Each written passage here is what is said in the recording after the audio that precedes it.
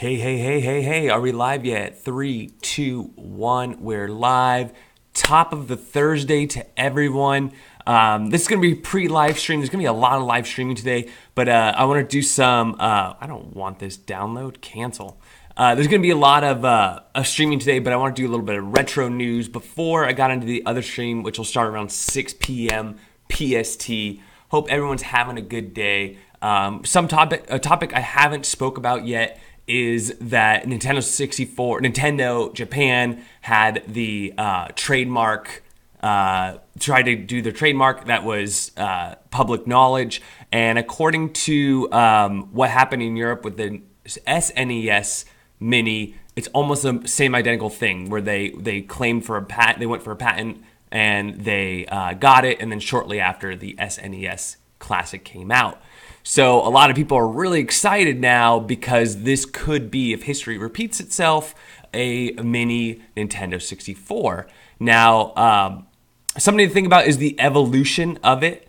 And I want to just go on this Reddit thread because, geez Louise, 27.4K upvotes, 2,400 comments, a lot of people. So first comment is that joystick better be ready for a beating. And I would have to agree. Mine's still limp from WCW, NWO. I would have to agree because, I know my face is in the way. Let's move my face to the other side. So, that's not good. Then you can see all that. Oh, we need to figure that out. We'll do that later. But for those of you that have a Raspberry Pi and have an aftermarket Nintendo 64 controller, a lot of times it's that analog stick that either is not very sensitive, doesn't work really well, or it breaks really easily. So that was definitely one of the downsides to that controller. A lot of people don't like that the way you hold the controller either. But wow, they really get into the WrestleMania. So some hardcore WrestleMania fans. Not to mention they just went for a long wrestling. Even my palm better be ready for a beating. I bet it's just a modern analog stick. Yeah, it probably will be. If I want to put past it to give us those joysticks, the Joy-Cons. Okay, all right. Then it got into that's what she said. I need an HD 64 with 4 players. We could stop there. But then we would never need another console. How would they sell new products? Y'all nuts. Just glue the GoldenEye 007 cartridge in place. That's all you'll ever need. And for those of you that recently saw Ready Player #1, right? Slappers only. Slappers only. Okay, and then you get into a GoldenEye talk. So here's the predictions.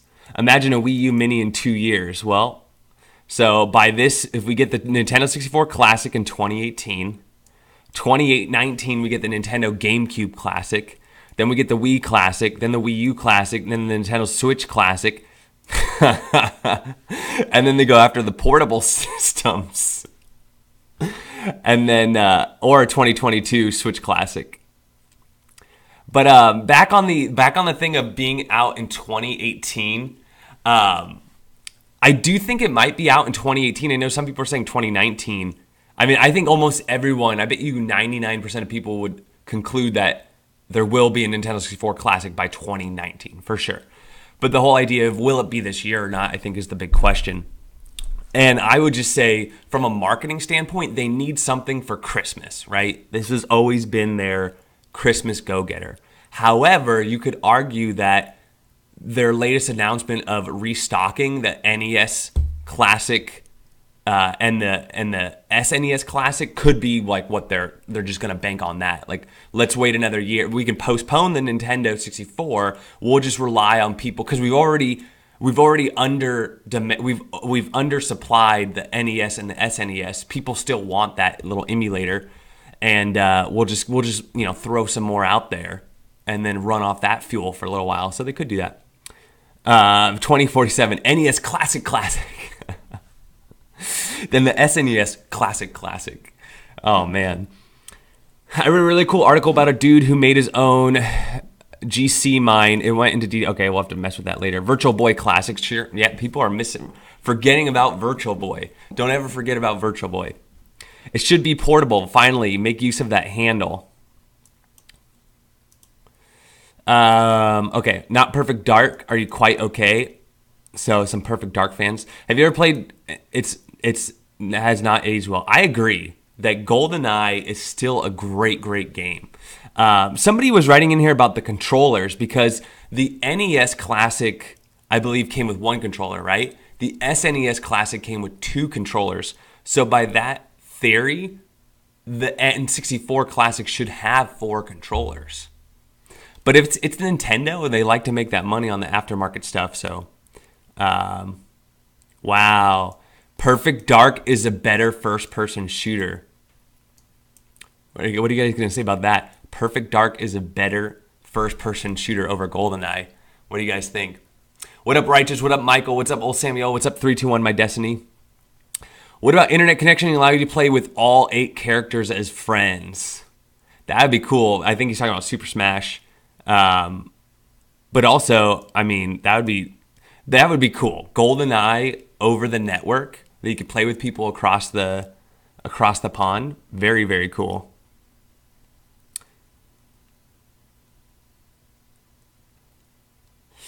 Who has 8 friends though? It absolutely has to have 4 controllers. Maybe just come with 2 in the box, but definitely include the option for adding 2 more.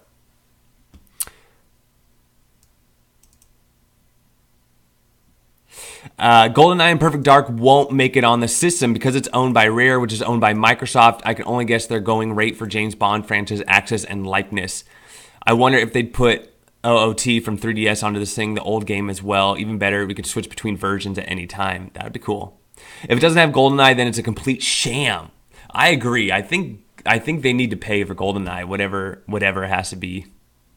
Emulators are where it's at. Tried it on a Pi, it's not good at all. Well, these people know what's up. They've tried the Pi. Yeah, it's not good on a Pi, guys. You need to go on an Odroid or something like that. A little Odroid like this. Whoa, I almost knocked that over. A little Odroid. Odroid time. Yeah, then you can play some Nintendo 64. I never had a Nintendo 64. What would be the games? GoldenEye, Mario 64, Mario Kart, Mario Party, Super Smash Bros., Legends of Zelda, Pokemon Snap, Pokemon Stadium, Wave Racer, and a lot more.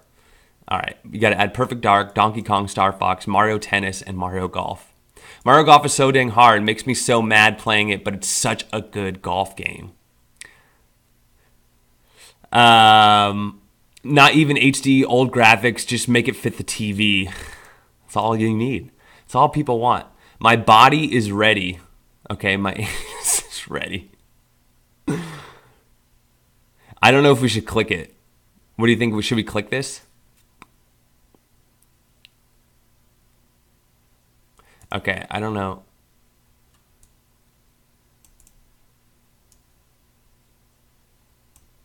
Okay. Okay. Okay, it's a safe image, but wow. That's quite a bathroom. That's quite a bathroom. I was really unsure about that image. Whew. That was like rolling a dice right there. Diddy Kong Racing. Yeah, that's what I said. So what's playing? Time Splinters is the best first-person shooter, according to old Sammy Ol. I was hoping for, okay, Star Wars Episode 1 Pod Racer, Rampage, he forgot to put an enter right here, Rampage World Tour, Rampage 2, Pokemon Stadium, okay, Rogue Squadron should be added to that list for sure. The Banjos, nice. F-Zero, nice.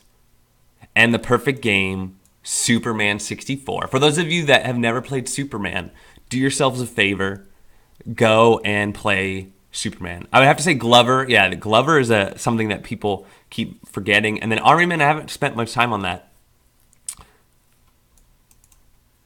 F-Zero X, yeah. Quest 64. Quest 64 is cool. Same with the other like RPG type game. In NES and SNES Classic under hood, they were just Linux boxes running commonly available emulators. N64 emulation is currently crappy and inconsistent. An N64 Classic would very well have a vastly improved emulator that could potentially be taken off the Classic and used elsewhere. ... Yeah, that's what I'm talking about. Wouldn't that be cool? I mean, if we could hack that thing, or somebody could take the software off that Nintendo 64 Classic and throw it on a Raspberry Pi, because it will be in some sort of emulator, and I'm sure it will run on a Linux box. So, because they don't want to play the software rights to anything else. So, yeah, for sure. Or at least reverse engineer and implement in an open source way to avoid copyright issues. If they got the entire workings of the N64 in there, it would be an absolute gold mine of information. Wow. I don't know if this was the same for the NES and the SNES Classic, but I think the N64, yeah, I don't know what it is. I just feel like this community, the community of people who love the N64, I think it crosses generations. In my perspective, I don't know. That's just what I think. I have no data to support that, but it just seems that the N64 really brings a lot of, like, two different generations of people together. It's funny, GameCube Wii emulation is better than N64, even though they're newer systems. Yeah, that's true. Dolphin works better than Project 64. Dolphin works better than MuPin. Yeah, it's real. It's because so much of its processing is going chips physically on the cart, so there's no single data flow that will accurately do every ROM. Well, that's a good information. So there you go. That a lot of the processing power was on the actual game itself, the actual chips. Interesting. There are no special chips on N64 cards like there were with the SNES. The difficulty is that the RDP creates customs on-the-fly code for many games, which can be incredibly difficult to emulate. Okay, so there you go. Wow. Yeah, see, I have no idea how to do any of that. So if Microsoft can get Xbox emulation running on PowerPC hardware in the 360, Nintendo can write a great N64 emulator. Yeah, exactly. It's possible. It's totally possible. Okay, Virtual Console. So this guy says, N64 emulation is actually in really good state nowadays. The last couple of years have been huge improvements in accuracy and compatibility. Well, I mean, like I've told you on this channel, it's about a little over 2/3 of the library that's playable. There's still games like South Park Racing, Lego Racing, what am I? I'm probably missing a ton. One of the Pokemons I know has an issue. A lot of other games that just don't, still, they're not quite there. I would say GoldenEye is one that, you know, still is pretty much there with a heavy computer. 64 images was my thought as well. Hopefully this can shed some light. Okay, there's a good article. Okay, WrestleMania. A lot of wrestling fans in here. Anyways, this goes on and on and on. Tetrasphere, I haven't played that game much. That would be interesting. And Extreme G was good. Was the greatest. So Tetrasphere is one of the most underrated games of all time. Wow. People would spend up to they're like, I'd spend up to $200. What would you guys pay for the price point? What do you guys think? Price point on this? Anyway, so that's a trademark. Will we see Nintendo 64 Classic? I hope so. That's great. I mean, it's great for the community. I think, you know, it's going to be really good. It's funny, this article then is like, fans have wasted no time in creating their own classic systems while they wait for the Nintendo to release. It's like, where have you been? This has been happening for a decade. But they send it to Nintendo. But it's funny, this link sends you to him making a GameCube. He makes a GameCube, but he uses an upboard for the GameCube because he has to run Dolphin, and the upboard is a 2.5 gigahertz. But he does use a Pi for his Nintendo 64 build. And I would just recommend running a Odroid myself. And that new case is pretty dope. Second thing I wanted to talk about, which was posted on social media, was Retro Humanoid. Now, this is a little bit different of a topic. I put the link in my description. I recommend, you know, going to the link, leaving a like, leaving a comment. But to summarize his video, he's a retro gamer like all of us. He's a great part of the community, great addition. And his son was accused of, you know, potentially hurting his school because he made a anti-gun video. And the video was a two-part video. In the first part, he wanted to grab people's attention. So I guess there was some sort of very controversial material in that first video. And so his teachers gave him the assignment very openly, didn't have a lot of guidelines. So he made it a little intense maybe for them. And because this is such a sensitive subject in the States right now, if you're from America, you know, like this is like the worst storm. This is like when you don't want to stick out about gun and gun violence in schools. Anyways, his video stuck out. The teachers reported it to the principal. I'm sure the principal made a big deal out of it. So long story short, he went to, a rehab to talk to therapists and things like that. But some of his school friends accused him that they told their friends that he was going to come back to the school and do a shooting. Anyway, so the freaking SWAT team goes to this guy's house and puts him and his wife or his girlfriend in handcuffs, and he lives with his landlord, and his landlord also was put in handcuffs. And one of the landlord's very old and lives with her son, and basically the son gave him a notice saying, you guys have to move out. So he got because of his son. The whole thing with the son was already terrible enough, and then with the SWAT team coming in because of that false accusation about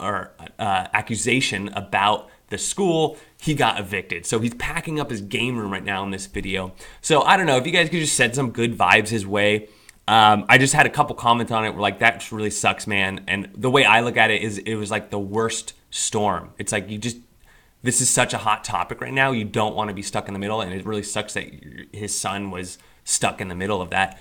And then number two is he gets a little emotional in the video. He's like, sorry, you shouldn't see a grown man be like this. And I would disagree. I think, given the dude's situation, that's perfectly acceptable, man. That sucks, and I'm sorry.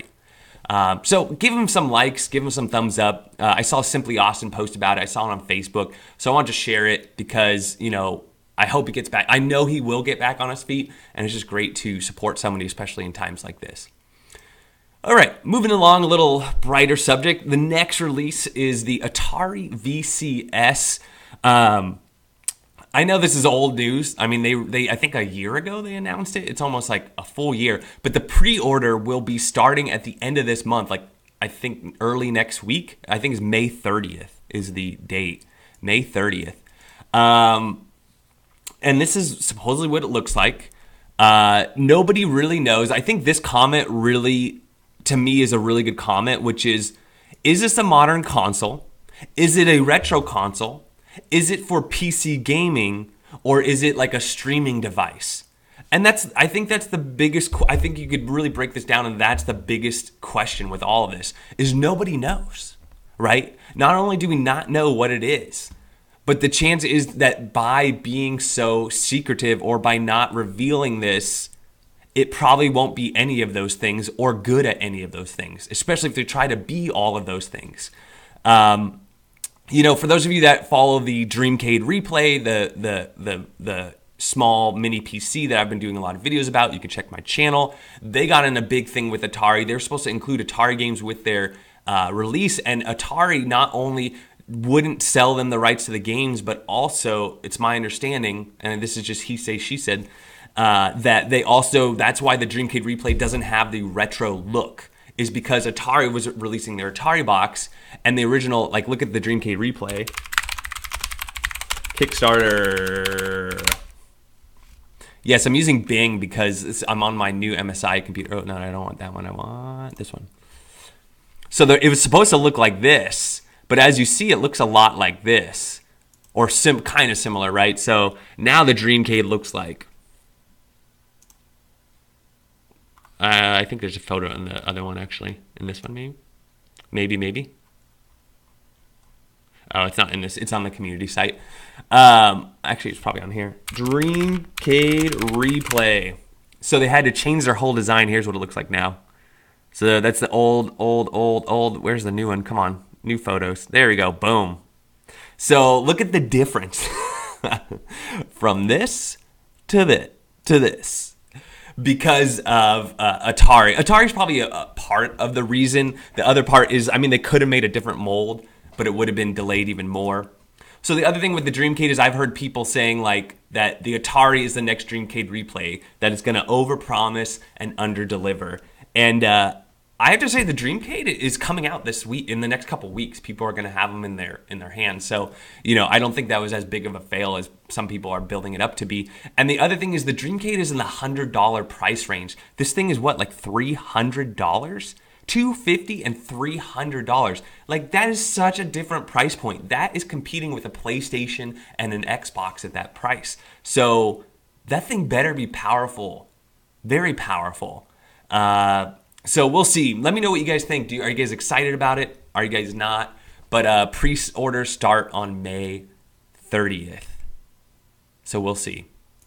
And then you have the Neo Geo Classic, Neo Geo Mini.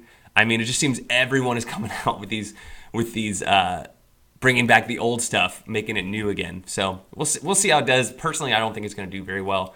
I do think the Nintendo 64 is going to do incredibly well, like incredibly well. Same thing with the Switch. Nintendo got their groove back, okay? Nintendo really had a hiccup, but Nintendo got their groove back. That's for sure. Lastly, before I say what's up in the chat, I'm going to be streaming again. I wanted to stream with just retro news because I know a lot of you here are for retro gaming. That's what predominantly this channel is all about. But if you didn't check it out, check out the laptop review. I'm actually on that laptop right now, this MSI laptop. You can see my settings right here. Look at that. Core 7 8750H at 2.2 gigahertz with GTX 1070. Lovely machine. But anyways, I'll be streaming at 6 p.m. So right now it is 5 p.m. So in 1 hour, I will be streaming again. We will be playing Fortnite, so it's not going to be retro games. It'll be newer games. And I'll be playing with my friend Righteous. And so come on to that. If you guys want to talk retro games during the gameplay, that's totally cool. But we're going to play some Fortnite. Did you know Fortnite? I just read the article. It was actually in this article right here. Is it in here? I think it was one of these. 250? Yeah, it's going to be a no from me. Okay. But one of these articles was about Fortnite. Fortnite made $300 million last month. $300 million last month. So, anyways, it's a fun game. It's really interesting to me how it took the gaming world by storm, because it's really just a reiteration of some previous games, but it's doing really well. I think the free to play and the cross-platform ability of it is really what a lot of people are going for. Death Row. N64 12 games, $99. No way. It's going to be way more than that. I can almost guarantee it. Will Superman run on the Pi? Yeah, it will. Yeah, I've played Superman before on the Pi. N64 games play very well with tweaking RetroPie, however, it plays better on the Recall box. Oh, totally. I need the official Nintendo. Yeah, I think that is a big something that is missing. Is right now, I think the 8-Bito is probably the best aftermarket N64 controller right now, if I'm not mistaken. And even that, I know a lot of people don't use it. So to have have an N64 controller that's as good as the original but works for emulation, that is a gold mine in itself. I would have to agree. Get a couple if they're USB, but they're not going to be, because Nintendo and their little adapters and everything, they got to make their money. Anyone else know if Clay Fighter 64 runs well on Odroid? It should. Hey, Death Row. Yeah, Death Row saying $99. I don't think my guess is $129. $129. Somebody wrote it in here. There was a comment in here which I agreed with, which was they took the last couple of prices. Let's see if we can find it. So as far as the pricing of the Doom and Skyrim.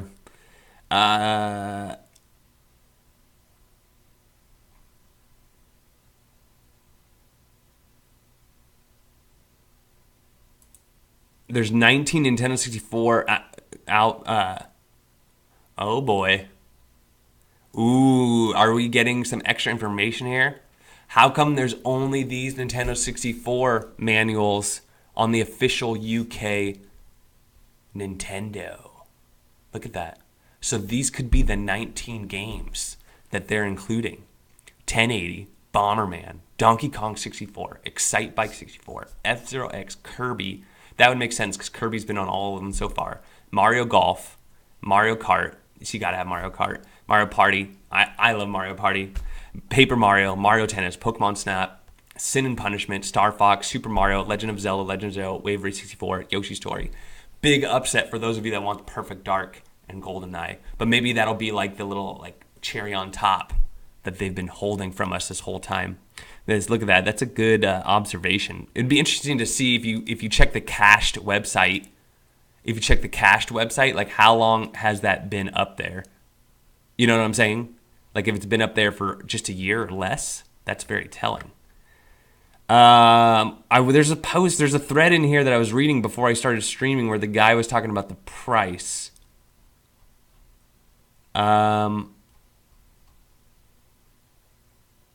Yep, $200, and no 64 games being sold on this Switch.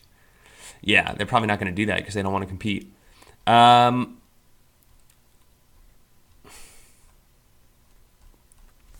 think it was 69. It was a 79.99. Yeah. Here you go.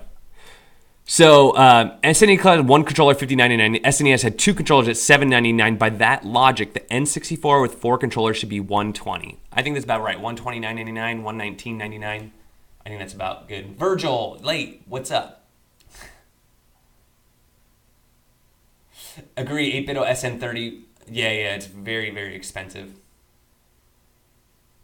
They're just cashing on people that don't know how to emulate. Yeah, but I mean, people are getting cashed on all the time, man. That's the thing, is people buy convenience. Like, you're way better off going to Costco, but people buy like the already cut up oranges and the already cut up apples. It's like, are you kidding me? You just get a knife and you cut the thing. But people will pay for convenience, the convenience of just pressing the on button and playing GoldenEye. They do not want to be hassled with configuring a controller, writing an image.